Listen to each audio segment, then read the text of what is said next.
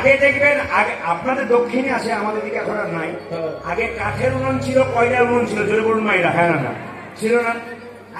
আর দেখবেন এখন তো গ্যাস সিলিন্ডার হয়ে গেছে, এখন আর ফুঁয়ের দরকার হয় না, কি বলছেন? এই যে দেখা, আগে দেখবেন কাঠের উনুন যখন নিভে যেত, মায়েরা কি করতো, ফু দিয়ে দিতে আগুন জ্বলে যেত। আর আগুনটা কোথায় ছিল? ভেতরে ছিল। কি ঢাকা ছিল? ছাই ঢাকা ছিল। মায়েরা, প্রত্যেকটি জীবের ভেতরে কৃষ্ণ প্রেমের আগুন আছে, কিন্তু জ্বলছে না কেন? জ্বলছে না এই জন্যে না বাসনারূপী ছাই দিয়ে ঢাকা আছে, কামনারূপী ছাই দিয়ে ঢাকা আছে। যদি কোনো গুরুদেবের কৃপায় কানে একবার বীজ মন্ত্র নেওয়া যায়, বাসনারূপী ছাইগুলো সরে গিয়ে, কামনারূপী ছাইগুলো সরে গিয়ে কৃষ্ণ প্রেমের আগুন নিতাই গৌর। আমি আপনাদের মুখ দেখেই বুঝতে পারছি কোনগুলো কাঁচা কোনগুলো পাকা। এই রাত্রিবেলাতে একবার তাকালেই বুঝতে পারবো কোনগুলো পাকা কোনগুলো কাঁচা। বয়স্ক বাবা বলুন আর কম বয়সের ছেলে বলুন, একবার চোখ দিয়ে তাকিয়ে দিয়ে বুঝে নেবো কোনগুলো কাঁচা আর কোনগুলো পাকা, মানে কোন আমগুলো ঠিক টিকবে আর কোনগুলো ঝরবো কোনগুলো। এইদিকে মায়েরা, হ্যাঁ, ফু দেওয়ার কথা যখন বললাম, আমি গুরুমন্ত্রের কথা বললাম। আকাশে সূর্য উঠলে পুকুরে একটা ফুল ফোটে, ওই ফুলটার নাম কি? পদ্ম ফুল। যদি বলুন হ্যাঁ না? পদ্ম ফুল যেখানে ফোটে সেখানে দেখবেন ভ্রমর গুনগুন গুনগুন গুনগুন করে, কেন? মধুপান করার জন্য। এখানে তত্ত্ব বলল, গুরুরূপী সূর্যের আলো কোন ভক্তের হৃদয়রূপী পদ্মে যদি একবার পড়ে, কৃষ্ণ ভ্রমর যেখানে থাকে না কেন, নিতাই গৌর হরি বল বলে তার শরীরে গুনগুন। হৃদয় পদ্মে যদি কৃষ্ণ আসতে পারে, কৃষ্ণ ভ্রমর, তার জন্য আমাদের চেষ্টা করতে হবে। আসুন, আপনারা যারা গুরু মন্ত্র নিচ্ছেন, যারা নেন নাই, তাদেরকে খুব সাবধানে বলে দিয়ে যাবো, যাকে তাকে গুরু করা যাবে না। এই যে মায়েরা, গুরু পরিবর্তন করতে পারেন। রামকৃষ্ণদেব বলছে, তোমার শরীরে অসুখ হয়েছে, ডাক্তার দেখাচ্ছে বারবার, ওই চিকিৎসা ভালো না করতে পারে, তোমার ডাক্তার চেঞ্জ করতে হবে। ঠিক সেরকম তুমি গুরু মন্ত্র দিয়েছো, গুরুকে কি ভালো বুঝছে না, গুরু স্বভাব ভালো নয়, গুরু খালি চাইছে, গুরু তোমাকে সুন্দর করার চেষ্টা করছে, তাহলে বুঝবে তোমাকে গুরু চেঞ্জ করতে হবে। তাহলে প্রশ্ন করবেন, গুরু চেঞ্জ করা যায়? যদি সৎগুরু হয় তাহলে চেঞ্জ করা যায় না। আর যদি ভালো, আর যদি গুরুর মধ্যে কোনো ঘাটতি দেখো, তুমি চেঞ্জ করতে পারো। এই যে রামকৃষ্ণদেব প্রথমেই বলেছে যে গুরু মন্ত্র নেবে নেবে, ভালো মানুষের কাছে নেবে, যাত্রার কাছে নেবে না। গুরু যে জাতিতে ব্রাহ্মণ হবে তা নয়। যদি মনের মধ্যে এই বিশ্বাস আছে যে গুরু শুধু ব্রাহ্মণ হবে, তাহলে আপনি ভুল করছেন। বলে কেন? চৈতন্য চৈতামৃতে পরিষ্কার করে বলেছে, কিবা বিপ্র কিবা শূদ্র নাসিক জ্ঞানে নয়, কৃষ্ণ তত্ত্ববেত্তা যেই সেই গুরু হয়। যিনি কৃষ্ণের তত্ত্ব সম্পর্কে জানেন, যিনি আপনার জীবনের সমস্যার সমাধান করতে পারেন, তিনি গুরু।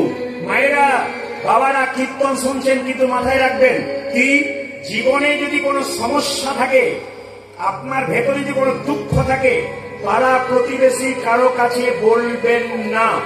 বারবার বলে গেলাম, ভেতরে যা কারো দুঃখ থাকতে পারে, যন্ত্রণা থাকতে পারে, পাড়া প্রতিবেশীর কাছে বললে আপনার দুঃখটাকে আরো 5 জনকে বলে ছড়িয়ে দেবে। আপনি দুঃখটা কার কাছে বলবেন?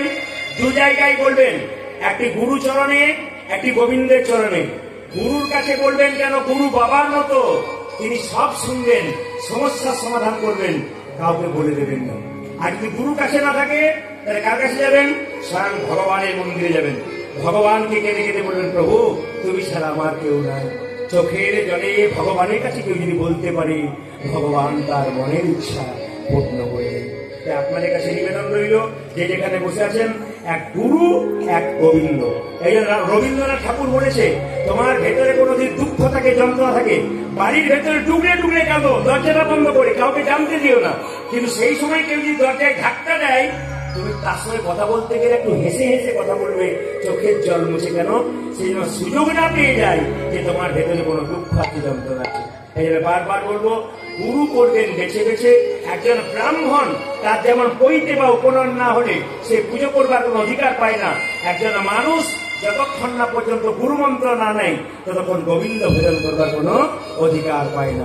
এই জন্য বারবার বলবো মায়েরা, গুরু মন্ত্র না নিলেও আপনি কৃষ্ণ নাম করতে পারেন, গুরু মন্ত্র না নিলেও আপনি গড়াই মালা নিতে পারেন। কেন বলুন তো? যে মাটিটা উর্বর নয়, বীজ ফেলবার আগে মাটি উর্বর করতে হয়। আগে হরিনাম করে নিজের দেহটাকে উর্বর করো, তারপর গুরুর কাছে মন্ত্র দেবে, তোমার জীবন কিন্তু সুন্দর হয়ে। তাই সবার কাছে নিবেদন রইল, একদম মাথায় কাপড়টা নিয়ে রাত্রিবেলায় সবাই পরজলে বসুন, ভগবানের কাছে প্রার্থনা করুন। সবাই মিলে প্রার্থনা গীত গাইব, একবার ভক্তি করি সবাই মিলে। যে যেখানে বসে আছেন, বাবা পঞ্চাননের মন্দিরে আমরা বসে আছি। আজকে খুব খুশির খবর, এত রাত্রিতে অগণিত ভক্ত বসে আছেন। সবার কাছে নিবেদন রইল, যে যেখানে বসে আছেন মায়েরা একবার পরজলে বাবু হয়ে বসুন। এই গানটা গাইব, যদি গাইতে পারেন তো ভালো, আর না গাইতে পারেন তো ভগবানের চরণ দুটো এবং পঞ্চাননের চরণ দুটো স্মরণ করুন।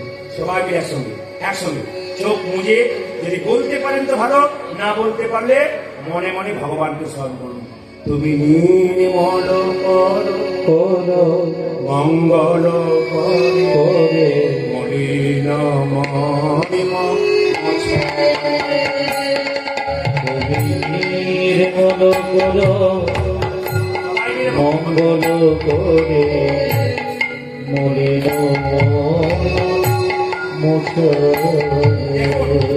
এই জায়গাটা এমন জায়গা, এখানে এসে একটু প্রার্থনা করতে হয়। মনকে শান্ত করবার একটা মাত্র জায়গা এখানে। আমি আপনাদের বলবো, ছেলে মেয়ে যদি কোনদিন বলে বাবা কীর্তন শুনতে যাবো, ওদেরকে এখানে আনবেন। যে স্কুলে ছেলে মেয়েদের পড়াচ্ছেন, ওখানে টাকা রোজগার করার মেশিন তৈরি হবে, কিন্তু বিবেক তৈরি হবে না। অনেক ছেলেই পড়াশোনা করলো, ইঞ্জিনিয়ার ডাক্তার হলো, নিজের মা বাবাকে খেতে দিল না, শ্বশুর শাশুড়ি আত্মীয় স্বজনকে নিজের ফ্ল্যাটে রাখলো। তাহলে বিবেক তৈরি কোথায় হলো?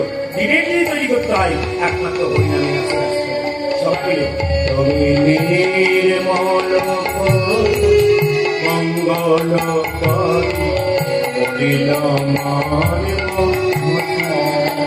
বলো সবাই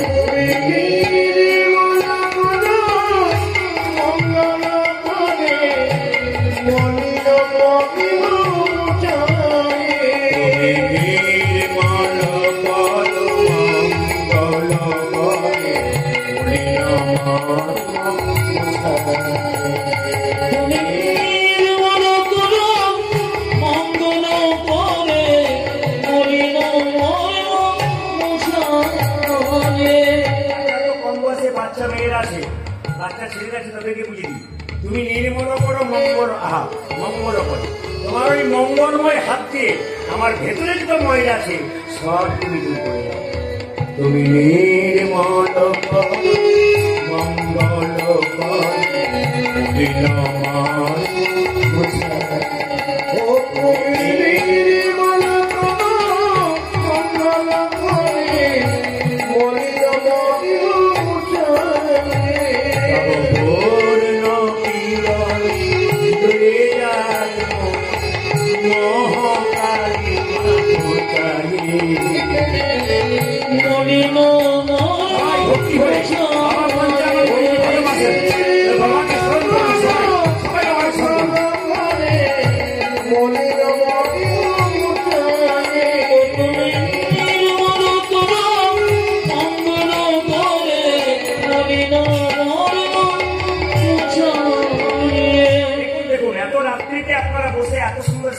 শুনছেন, ধন্যবাদ জানাই আপনাদের। আপনি ভগবান এই গানটা যখন ভক্ত গাইছে, ভগবান বলছে, হ্যাঁ রে নিশ্চয়ই তুই বিপদে পড়েছিস। হ্যাঁ প্রভু, আমি বিপদে পড়েছি বলে তো তোমায় ডাকছি। বিপদে না পড়লে কেউ ভগবানকে ডাকে? মায়েরা, বাড়িতে যখন জল থাকে না তখন চাপা করে জল আনতে যায়। শরীরে ক্ষমতা থাকলে কেউ ভগবানের মন্দিরে যায় না, যখন ক্ষমতা শেষ হয়ে যায় তখন ভগবানের কাছে যায়।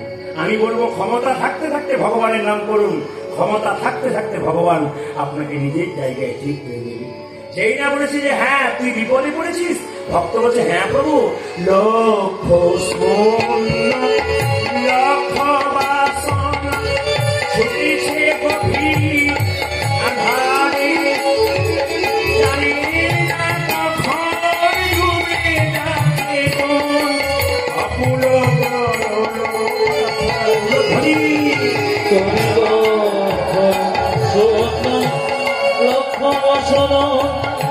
ছুটেছি গভীর আধারে, জানি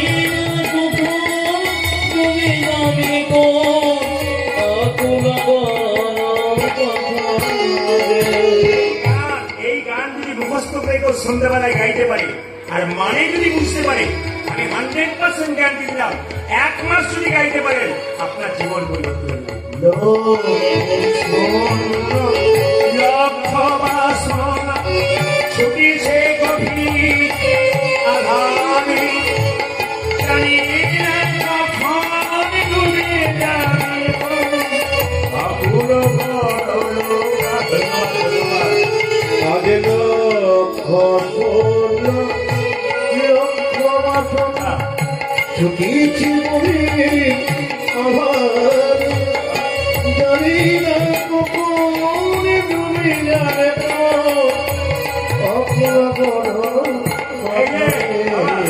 আপনারা কলেজে কীর্তন শুনছেন আর গাইছেন মনে মনে, লক্ষ শূন্য লক্ষ বাসনা মানে বুঝতে হবে, লক্ষ শূন্য লক্ষ, লক্ষ আর লক্ষ দুটো বানানো তো বলছে, লক্ষ আর লক্ষ। এবার লক্ষ্য করুন, লক্ষ মানে সংখ্যায় বেশি, আর লক্ষ মানে কি 1 লক্ষে 1 দিকে। যেমন উস্তি 7 ঘোড়া থেকে আপনি 55 তলা যাচ্ছেন, এইদিকে উস্তি 7 ঘোড়া থেকে 55 তলা যাচ্ছেন, মাঝ রাস্তায় একটা শিবের মন্দির দেখতে